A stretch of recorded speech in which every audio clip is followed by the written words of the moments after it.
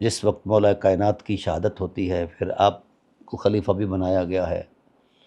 آپ یعنی خلفائے خلافت راشدہ میں وہ آخری عنوان ہیں.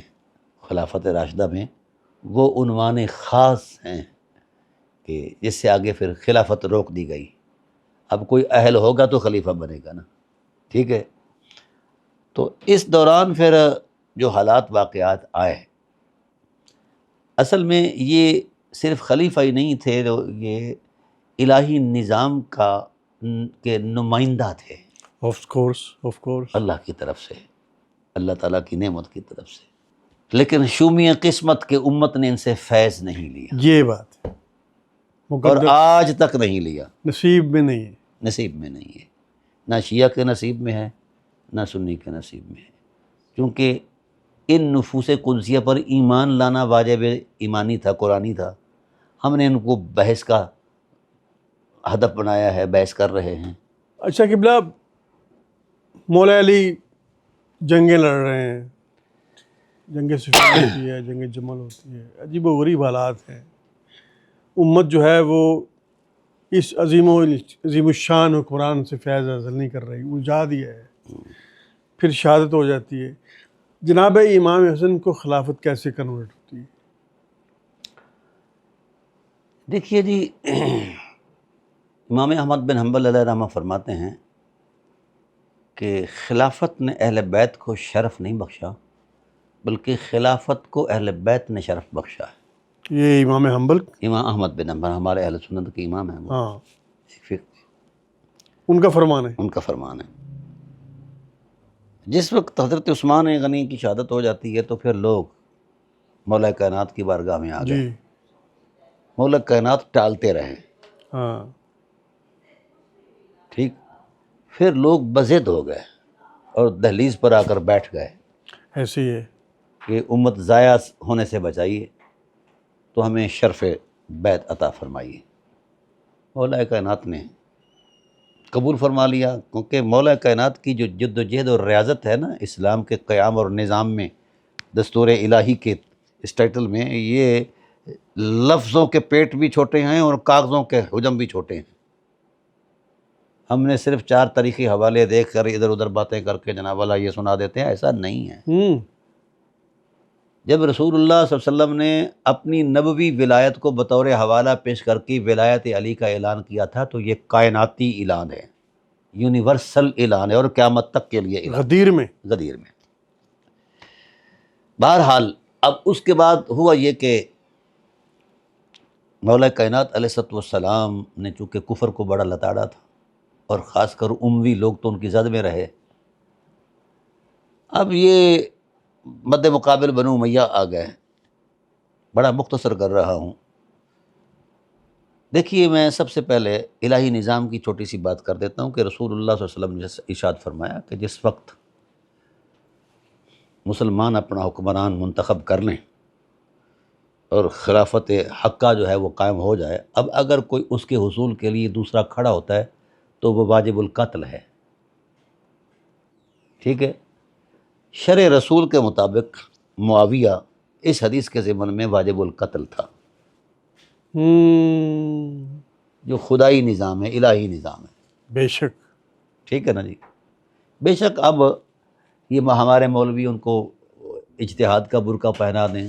بھائی اجتہاد علمی مرتبہ ہے، تو 1.5% بھی ان کی شخصیت کے اندر مرتبہ اجتہاد تک پہنچنے کے لیے یہ علم ثابت نہیں کر سکتے. ٹھیک ہے. یہ اجتہاد کوئی نہیں ہے. 1,14,000 مسلمانوں کا قتل جو ہے یہ کون سا اجتہاد ہے؟ بہرحال بنو امیہ چونکہ شروع سے ہی اہل بیت کے دشمن تھے، عبد الشمس سے لے کر یہ ایک تسلسل چلا رہا تھا. عبد الشمس مقابلے میں آیا جناب ہاشم علیہ السلام کے، اس کے بعد اس کا بیٹا حرب آیا وہ جناب عبد المطلب علیہ السلام کے، اس کے بعد اس کا بیٹا سخر بن حرب جسے ابو سفیان کہتے ہیں وہ رسول اللہ کے مقابلے میں، اس کے بعد اس کا بیٹا معاویہ بن ابی سفیان آیا وہ مولا کائنات کے مقابلے میں، اس کے بعد اس کا بیٹا یزید آیا وہ امام حسین علیہ السلام کے مقابلے میں. یہ شروع سے یہ اس کا دینی تصور ہی کوئی نہیں ہے، یہ ٹرائبل سٹیٹس ہے۔ واہ، بے شک بے ہاں، شک۔ یہ مولویوں نے جوڑ توڑ، ظالم ہے نا مولوی، جھوٹے ہیں، مکار ہیں، ذہنی عیاش ہیں، اس لیے یہ مطلب یہ باتیں کرتے کراتے ہیں، حقائق کچھ اور ہیں۔ حقائق وہ ہیں جو آپ بیان کر رہے ہیں۔ ہاں، جو اللہ تعالیٰ کی نعمت ہوتی ہے۔ دیکھیے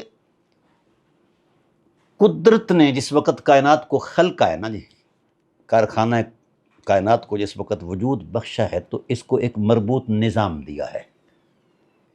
وَكُلٌّ فِي فَلَكٍ يَسْبَحُونَ، اسٹرانومیکل سٹیٹس میں یہ جو آسمانی کائنات ہے اس کے اندر بھی نظام ہے، زمینی کائنات کے اندر بھی نظام ہے۔ تو ہر سوسائٹی کے اندر، ہر مخلوق کے اندر ایک نظام ہے اور نظم ہے، ٹھیک ہے؟ اس پر تو تفصیلی گفتگو کی جا سکتی ہے۔ انسانوں کے اندر بھی نظم ہے، اور یہ جتنی بھی وحی نازل ہوئی ہے نا جی، حضرت آدم علیہ السلام سے لے کر رسول اللہ صلی اللہ علیہ وسلم کی ذات تک، آپ ساری وحی کو پڑھ لیں تو اس وقت دنیا کے منظرنامے میں موجود ہے، کوئی بھی وحی کا لفظ بطور مذہب نازل نہیں ہوا، ایک حرف بھی بطور مذہب نازل نہیں ہوا۔ جو کچھ اللہ کی طرف نازل ہوا ہے، اس کائنات کا الہی نظام نازل ہوا ہے، اور الہی نظام میں جو فرسٹ پرائورٹی ہے، بنیادی ترجیح ہے کہ اس نظام کو وہی شخص نگرانی کے ساتھ چلا سکتا ہے، رن کر سکتا ہے، جو صاحب اخلاق بھی ہو، صاحب کردار بھی ہو، صاحب وجاہت بھی ہو۔ تو اللہ نے 1.25 پیغمبر جو ہے اس اہتمام کے لیے، اس نظام کی بحالی کے لیے کائنات میں مبعوث فرمائے۔ شدید بارشوں کی وجہ سے امام بارگاہ خیمہ علی اکبر علیہ السلام شہید ہو گیا ہے۔ یہ نقوی البخاری سادات عظام کا 700 سالہ پرانا مرکز مذہبی یگانگت کا خوبصورت گہوارہ ہے۔ اب ہم اسی مقام پر جو شیعہ سنی مریدین کے لیے مشترکہ درسگاہ ہے، خیمہ علی اکبر بنانے جا رہے ہیں، جس کا نیا ڈیزائن کراچی کے آرکیٹیکٹ علی تراب صاحب نے بنایا ہے، اور جس کا الیکٹریکل ورک جہلم سے انجینئر سید رضا حسن نقوی کر رہے ہیں۔ امام بارگاہ کی ساری کاغذی کارروائی مکمل ہو چکی ہے اور تعمیر کا آغاز بھی ہو چکا ہے۔ عاشقان ہم شکل پیغمبر علیہ السلام سے التماس ہے کہ تعمیری معاملات میں بڑھ چڑھ کر حصہ لیں۔ آپ چاہیں تو میٹیریل خرید کر بھی دے سکتے ہیں، نہیں تو رقم بھجوانے کے لیے اس نمبر پر رابطہ کریں: 0324305589۔ گدائے شہزادہ علی اکبر علیہ السلام، سید آفاق حسین شاہ بخاری، سید حسن علی زادہ بخاری۔ آپ کی بھیجی گئی نیاز ہمارے پاس امام آخر الزمان اجل اللہ فرج الشریف کی امانت ہے، اس کی پائی پائی جاگیر علی اکبر پر لگی۔ ہر نبی سیاستدان تھا، بے شک، ایگری۔ ٹھیک ہے؟